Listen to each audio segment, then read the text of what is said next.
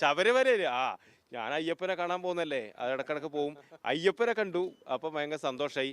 അപ്പം നിങ്ങളെ പോലെ ചാനലുകാർ വന്നു, അതും സന്തോഷം. അവരെൻ്റെ മാധ്യമപ്രവർത്തകർ എന്ന് പറഞ്ഞാൽ എൻ്റെ പ്രിയപ്പെട്ടവരാണ്. അവർ ചോദിച്ചു എന്നോട് ആടെ എന്താ ബുദ്ധിമുട്ടുണ്ടോയെന്ന്.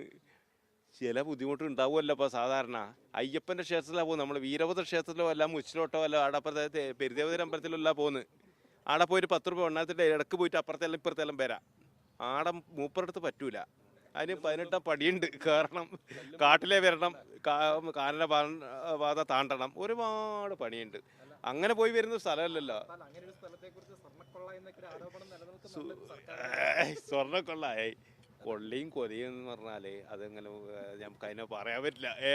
എന്ത് കട്ടിന് ഏത് കട്ടിന് ഇതൊക്കെ എന്ന് പറയാൻ പറ്റില്ല. പിന്നെ എന്നാ അതിനെപ്പറ്റി ഞാൻ പറയേണ്ടതല്ല, പറഞ്ഞു കഴിഞ്ഞിട്ട് പറയാക്കല്ലേ.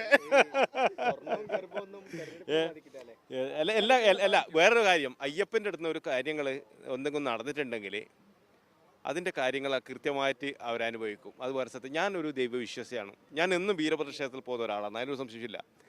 ഇനിയും പോവും. അത് എൻ്റെ അമ്പലത്തിന് അമ്പല കാര്യങ്ങളൊക്കെ ഞാൻ വളരെ കൃത്യമായിട്ട് പോകുന്നു. അത് അത് അത് വേറെ രീതിയിൽ വരും. അങ്ങനെ ഉണ്ടല്ലോ, പിന്നെ കൊടുത്താൽ കൊല്ലത്തും കിട്ടും നമ്മൾ പറയലുണ്ട്. അതുപോലെ തന്നെയാണ് അത് അങ്ങനെ